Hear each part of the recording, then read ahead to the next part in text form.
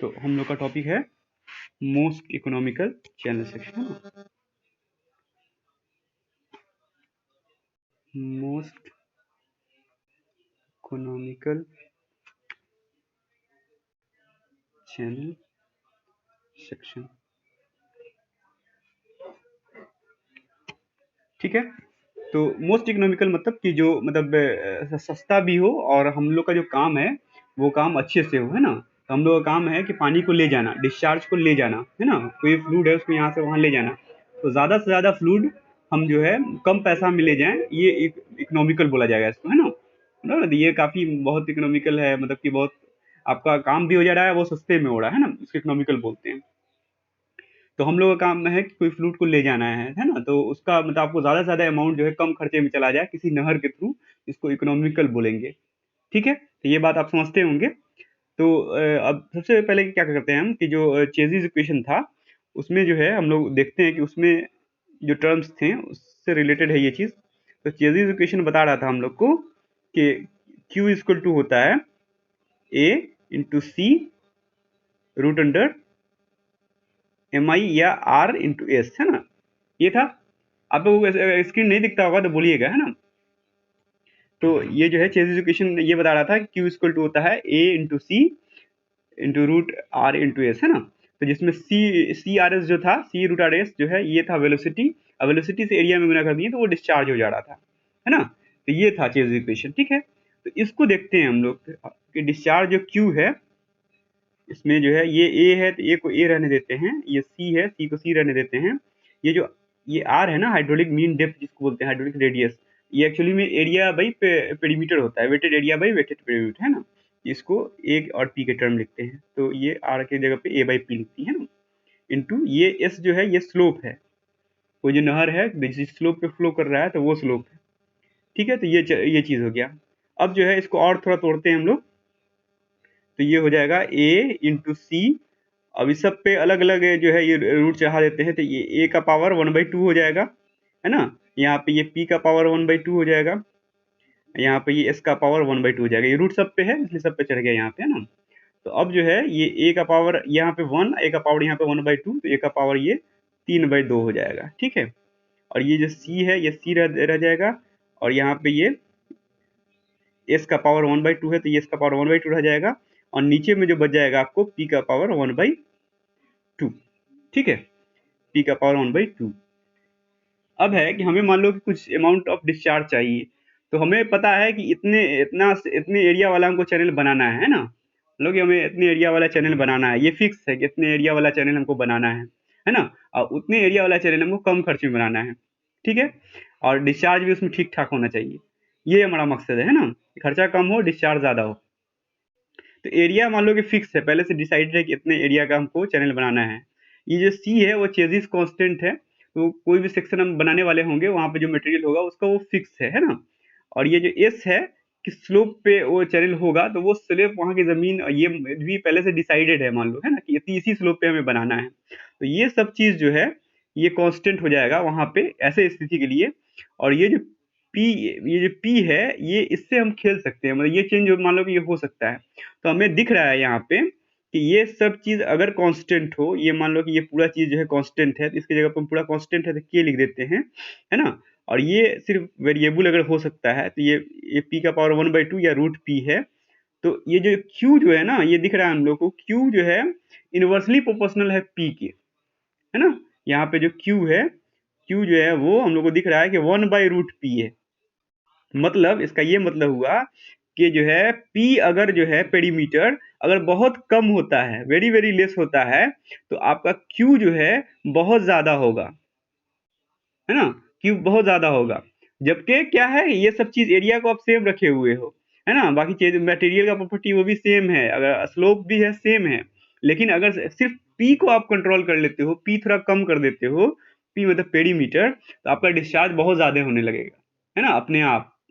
तो उसका रीजन यही है कि ऐसे भी जो ये सब जो फॉर्मूला बना है तो उसमें बहुत सारा चीज जो है एक्सपेरिमेंटल इस पे आया है। तो पी ऐसे भी ज्यादा होगा ना, मतलब पेरीमीटर ज्यादा है, तो जितना ज्यादा पेरीमीटर होगा ना तो उतना ज्यादा फ्रिक्शन झेलना पड़ता है फ्लो को, है ना। तो फ्रिक्शन का ज्यादा झेलना पड़ेगा तो फ्लो डिस्चार्ज कम होगा, फ्रिक्शन कम झेलना पड़ेगा तो डिस्चार्ज ज्यादा होगा। इसको ऐसे समझते हैं। एक तो ये बात होगी, ठीक है। फिर आप ये बोलोगे, सबसे पहले तो ये डाउट हो सकता है आपको कि सेम एरिया के लिए पेरीमीटर अलग अलग कैसे होगा। तो ये हो सकता है, इसमें डाउट है क्या किसी को कि सेम एरिया के लिए अलग अलग पेरीमीटर हो सकता है क्या? डाउट है? ठीक है, तो देख लेते हैं हम यहाँ पे कि मान लो कि ये 3 बाई 4 का कोई सेक्शन है ना। तो ये 4 मीटर है, इसका हाइट 3 मीटर है, तो एरिया कितना होगा? 12 मीटर स्क्वायर, है ना। ये 3 मीटर है, 4 मीटर है, और इसका पेरीमीटर हो जाएगा 4 + 3 और 3, है ना। कितना हो जाएगा? 4 और 3 4 3 7 7 3 10, है ना। 10 मीटर, 10 मीटर इसका पेरीमीटर हो जाएगा। अब जो है हम ये एरिया जो है, इसका जो एरिया है 12 मीटर स्क्वायर आया है, तो हम 12 ही मीटर स्क्वायर रखने के लिए हम ऐसा भी तो चैनल सेक्शन बना सकते थे जिसका हाइट एक एक मीटर हो और चौड़ाई 12 मीटर हो। ये 12 मीटर हो और इसका हाइट 1 ही मीटर हो, तो एरिया कितना होगा? 12 × 1, तो 12 12 मीटर स्क्वायर हो जाएगा। और पेरीमीटर कितना हो जाएगा? ये 12 + 1 और +1 14 हो जाएगा, है ना। तो पेरीमीटर जो है 14 मीटर हो जाएगा। तो सेम एरिया है, इसका भी एरिया 12 ही मीटर स्क्वायर हुआ, इसका भी एरिया 12 मीटर स्क्वायर है, लेकिन इसका पेरीमीटर जो है 10 मीटर रहा, इसका पेरीमीटर 14 मीटर हो गया, है ना। या तो ऐसा भी ऑप्शन हो सकता था कि आप जो है इसका जो है ऊंचाई जो है वो 12 मीटर कर देते हैं, ठीक है। और इसका जो ये चौड़ाई है ये 1 मीटर रखते हैं, और ये ऊंचाई 12 मीटर रख देते हैं, है ना। तो ऐसे भी केस के लिए आपका जो एरिया होगा वो 12 × 1, तो वो 12 मीटर स्क्वायर ही हो जाता। और जो आपका पेरीमीटर यहाँ पे कितना हो जाएगा? 1 + 12 + 12, है ना। इसी पेरीमीटर निकालते हैं ना, ये 1 + 12, ये +12, यही पेरीमीटर होता है ना। हाँ, तो 25 हो जाएगा, ये 25 मीटर। तो एक ही एरिया के लिए एक 12 मीटर स्क्वायर, सबके तीनों का सेक्शन है, 12 मीटर स्क्वायर एरिया है, लेकिन सबका पेरीमीटर अलग अलग है। थोड़ा सा चैनल में आप उसको शेप में चेंज कर रहे हैं, है ना, डायमेंशन में। तो एक का पेरीमीटर 10 मीटर है, एक का पेरीमीटर 14 मीटर है, एक का 25 मीटर है ना। तो आपको कौन सा बेटर लग रहा है कि इसमें कौन सा आपको चूज करना चाहिए, कैसा बनाना चाहिए? एरिया तो फिक्स है कि हमको इतना फ्लो ले जाना है, मान लो इतना एरिया का हमको कोई नहर बनाना है, तो एरिया पहले से फिक्स है। तो आप कैसा वाला शेप वाला बनाओगे इन तीनों में? ये वाला चूज करोगे या ये? हाँ, ये वाला चूज करोगे कि पेरीमीटर बहुत कम भी दिख रहा है और थोड़ा लॉजिकल भी दिख रहा है कि ये जो चीज होगा ना, ये जो चीज, इसमें से अगर कोई फ्लूइड फ्लो करेगा तो इसको बहुत ज्यादा फ्रिक्शन झेलना पड़ेगा। ये तो इतना लंबा लंबा साइड से फ्रिक्शन झेलना पड़ेगा, फिर नीचे से तो है ही है, नीचे से कम है। फिर यहाँ पे और जितना जितना ज्यादा पेरीमीटर होगा ना, तो पानी जो है जो टच करता है, जो फ्लूइड है जो जो टच करता है, वो पेरीमीटर जितना होता है उतना ही टच करता है ना। वेटेड पेरीमीटर जो होता है, पानी जितना सरफेस को टच करता है उतना ही अमाउंट का पेरीमीटर होता है। जितना पेरीमीटर ज्यादा होगा उतना जगह पर ज्यादा टच करेगा ना, जितना पेरीमीटर कम होगा तो कम जगहों पर टच करेगा। और जितना ज्यादा टच करेगा तो उतना ज्यादा फ्रिक्शन झेलना पड़ेगा, रेजिस्टेंस झेलना पड़ेगा फ्लो में, तो डिस्चार्ज कम हो जाता है ना। एरिया सेम है, अर्व सेम है, लेकिन डिस्चार्ज कम हो जाता है, उसकी फ्लो की इंटेंसिटी कम हो जाती है ना। तो यही यहाँ इस फिगर से भी हम लोग को दिख रहा है कि अगर एरिया वही एरिया रखते हुए पेरीमीटर में थोड़ा सा अगर खेल खेल खेल दिया जाए तो जो है हम लोग को अच्छा डिस्चार्ज मिल सकता है, जो कि हम लोग को इस ये जो हम लोग अभी ये निकाल के लाए हैं इससे भी हम लोग को दिख रहा है ना। इस रिलेशन से भी दिख रहा है, यही चीज जो हम लोग अभी तक समझ रहे हैं, ठीक है। तो एक तो ये बात हो गई कि जो है पेरीमीटर कम होगा तो रेसिस्टेंस कम होगा, तो जो है डिस्चार्ज ज्यादा होगा। तो ये हम लोग के बात हुआ कि ये इंजीनियरिंग रिक्वायरमेंट हो गया, है ना। ये तो इंजीनियरिंग रिक्वायरमेंट था। मोर इंजीनियरिंग रिक्वायरमेंट क्या है?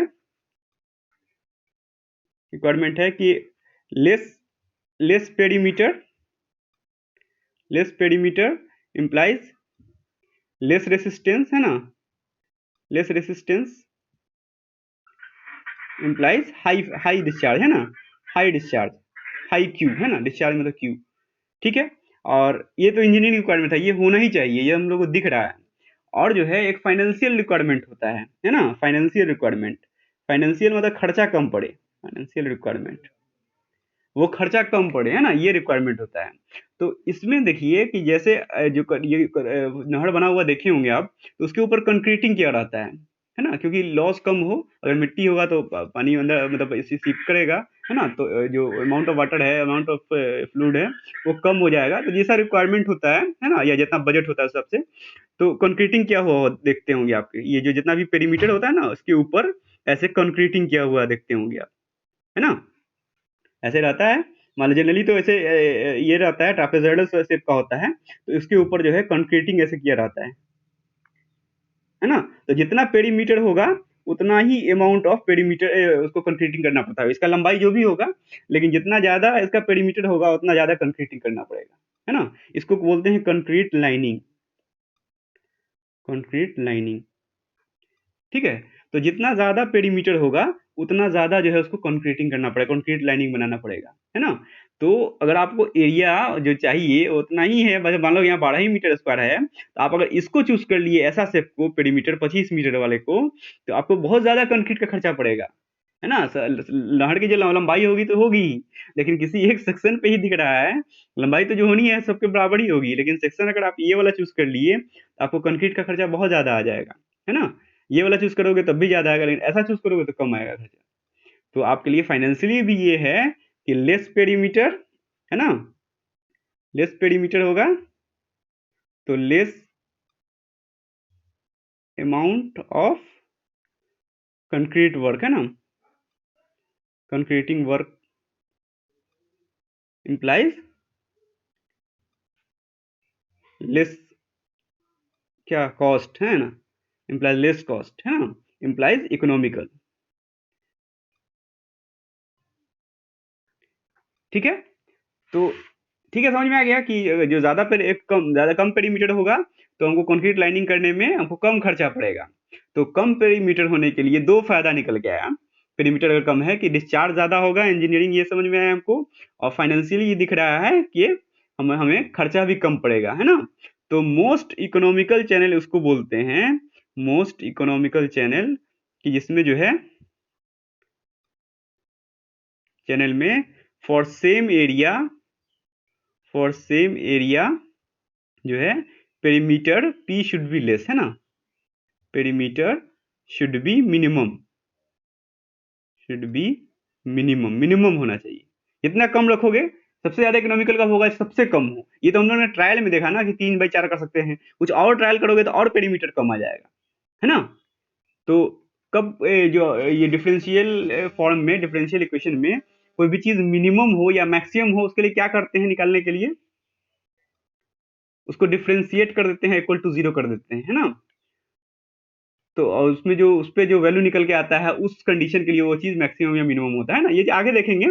तो अभी हम लोग को यही समझ में आया कि वो मोस्ट इकोनॉमिकल चैनल के लिए जो होना चाहिए हम लोग का, कि सेम एरिया के लिए जो है आपका पेरीमीटर जो है वो मिनिमम होना चाहिए, है ना। यहाँ पे 3 तो हम लोग ऐसे ही ट्रायल में देख लिए, और एक ऐसा भी कोई सेक्शन होगा जहाँ पे मिनिमम होगा, वो हम लोग को ढूंढ के निकालना है ना।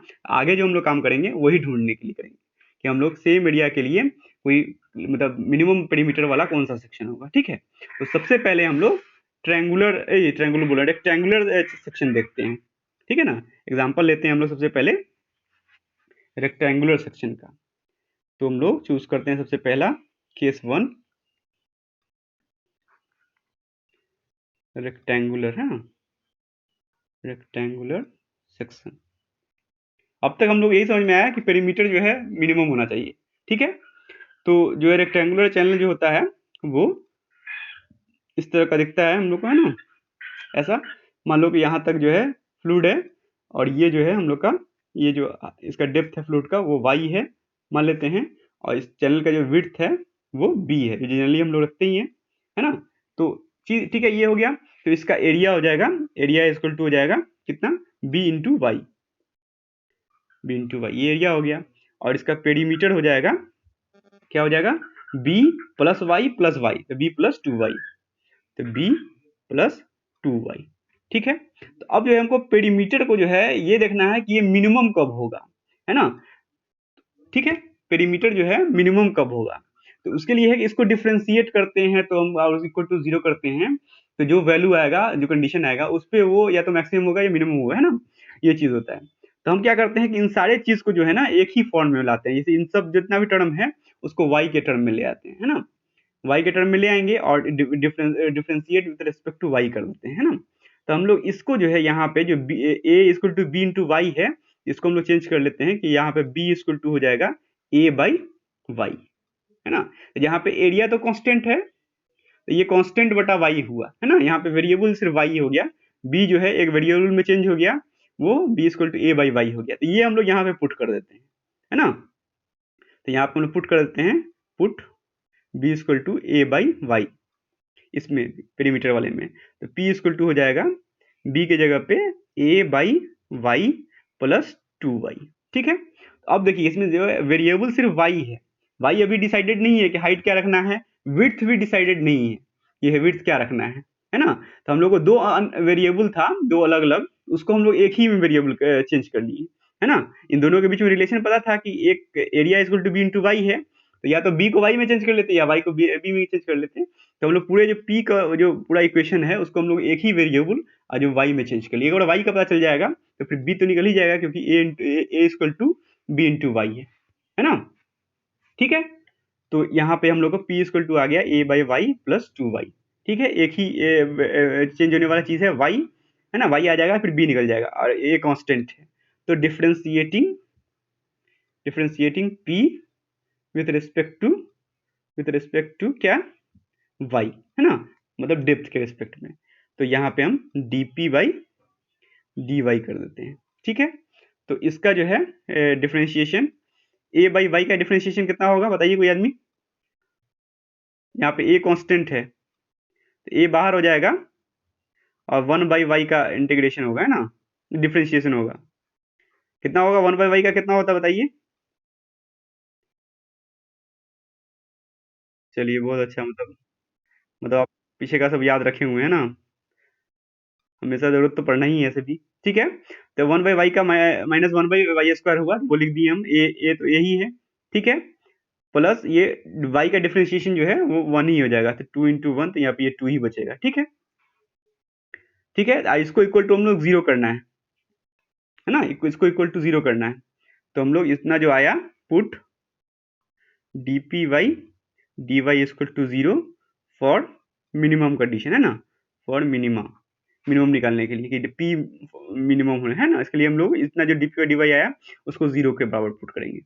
तो minus A by Y square plus 2 is equal to 0 put कर देते हैं, ठीक है। तो यहाँ पे हम लोग इसको ए बाई वाई स्क्वायर को उधर ले जाते हैं, 2 को इधर रहने देते हैं, तो ये हो जाएगा A by Y square equal to 2, है ना। तो इसका मतलब हो गया कि ए इक्वल टू 2y स्क्वायर, है ना, इसका मतलब हो गया ए इक्वल टू 2y स्क्वायर, ठीक है, ये चीज हो गया। अब जो है एरिया, जो है यहाँ पे एरिया ये कितना है, ये b इंटू वाई है ना।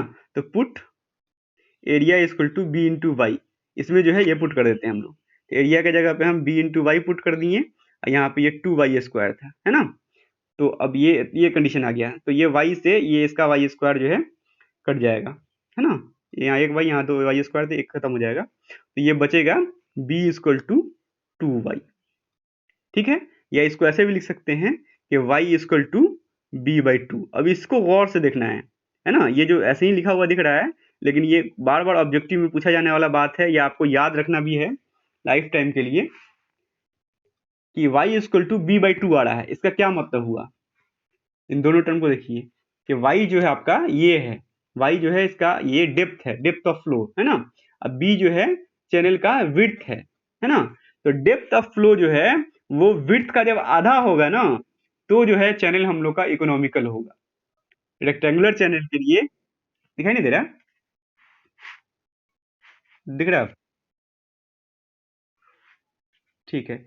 तो यहाँ पे हम लोग क्या निकल के आया कि यहाँ पे होना चाहिए हम लोग का कि डेप्थ इक्वल टू होना चाहिए, depth equal to width by 2, half of width. तो ये जो है हम लोग का पहला शर्त है, ये एकदम याद रखना है कि इकोनॉमिकल चैनल के लिए पहला चीज ये होना चाहिए कि जो डेप्थ होना चाहिए वो विड्थ का आधा हो। मतलब आप ऐसा ऐसा सेक्शन बनाइए कि जिसमें जो है चैनल में जो जो डेप्थ है वो विड्थ का आधा हो, तो आपका वो एकदम सबसे इकोनॉमिकल होगा। सबसे लेस पेरीमीटर देने वाला जो है, सबसे लेस पेरीमीटर देने वाला सेक्शन वही होगा, है ना। अब तक हम लोग बात कर रहे थे ना, ट्रायल कर रहे थे कि या तो ऐसा लें या ऐसा लें, कैसा लें। तो ऐसा होना चाहिए जैसे ये 4 है और ये जो इसका हाइट जो है इसका अधिया हो, तो कितना होगा, 2 होगा।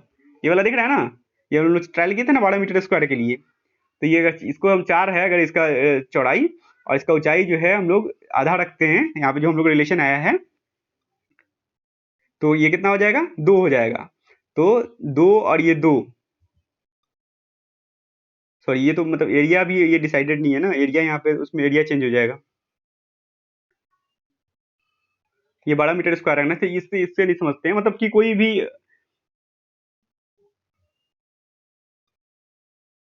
एरिया सेम रखते रहने के लिए जो है, जैसे यहाँ पे इस कंडीशन के लिए, जैसे एरिया हम लोग को 12 मीटर ही रखना है, एरिया 12 मीटर ही स्क्वायर रखना है, तो ये y equal to B by two होना चाहिए, ये रिलेशन होना चाहिए। ये रिलेशन फॉलो करवाने के लिए हम लोग को कि, तो इसके लिए ये रखना होगा कि एरिया इक्वल टू होता है B into Y equal to 12, जिसमें जो b जो है वो y का दुगुना है, तो ये 2y स्क्वायर इक्वल टू 12 हो जाएगा। यहाँ 2 से ये 12 कट जाएगा तो 6 आएगा, तो y इक्वल टू √6 आ जाएगा ना। तो y जो है यहाँ पे, ये हाइट को √6 रखना होगा, इसको 2√6 रखना होगा, तब ये मोस्ट इकोनॉमिकल होगा। है ना, समझ में आया बात? कि जो जो भी मतलब आपको जितना भी एरिया चाहिए उस एरिया में जो ये इसका विड्थ है और ये डेप्थ के बीच में ये रिलेशन होना चाहिए कि विड्थ जो है वो डेप्थ का दुगुना होना चाहिए। है ना, तो ये आपको याद रखना है हमेशा, ऑब्जेक्टिव हमेशा ये पूछेगा, या ऐसे भी आपको जानना है कि जो है y equal to B by two होना चाहिए मोस्ट इकोनॉमिकल से। ये पहला ये कंडीशन है ना, कंडीशन 1, ये जो है कंडीशन 1 है, कंडीशन 1। ठीक है, अब आगे बात करते हैं। ये होता है हाइड्रोलिक रेडियस, है ना, ये पढ़े होगे इससे पहले लास्ट क्लास में। हाइड्रोलिक मीन डेप्थ जिसको बोलते हैं आर, है ना, ये आर, ये इक्वल टू कितना होता है ए बाई पी, है ना। तो हम जो है ए का वैल्यू और पी का वैल्यू यहाँ पे पुट करते हैं। ए इक्वल टू है B into Y, A equal to B into Y, और पेरीमीटर है बी प्लस 2y, ऊपर में लिखा हुआ होगा, ऐसे भी आपको पता ही होगा ये, है ना, ये चीज। तो वो चीज यहाँ पे पुट कर दी हम लोग, है ना। अब इसमें क्या करते हैं हम लोग, जो अभी कंडीशन निकल के आया है वो यहाँ पे हम लोग पुट करते हैं। ठीक है ना, b की जगह पे 2y लिख देते हैं यहाँ पे, तो 2y इंटू वाई कर देते हैं इसको ऐसे। ठीक है, सबको y के टर्म में ही लिख देते हैं। यहाँ पे b है तो b की जगह पे 2y जो आया है, तो यहाँ पे भी हम 2y लिख देते हैं। ठीक है, तो b की जगह 2y लिख दिए, प्लस ये 2y पहले से था ही, ये 2y, तो ये आ जाएगा आपको 2y square equal to 4y, है ना। तो ये 2 से ये 4 कट जाएगा, ये y से इसका स्क्वायर कट जाएगा, निकल के आया y बाई 2 से बचा, है ना। तो यहाँ पे ये निकल के आया कि जो हाइड्रोलिक मीन डेप्थ है r इक्वल टू होगा y बाई 2, मतलब कि हाइड्रोलिक मीन डेप्थ जो है वो डेप्थ मतलब हाइड्रोलिक मीन डेप्थ तो ऐसे भी एक टर्म बनाया गया है ना, वो समझने के लिए, है ना। तो हाइड्रोलिक मीन डेप्थ जो होना चाहिए वो डेप्थ का आधा होना चाहिए, है ना। ये कंडीशन, इसके लिए 2 ही कंडीशन है इकोनॉमिकल चैनल सेक्शन के लिए, तो ये आपको याद रखना है।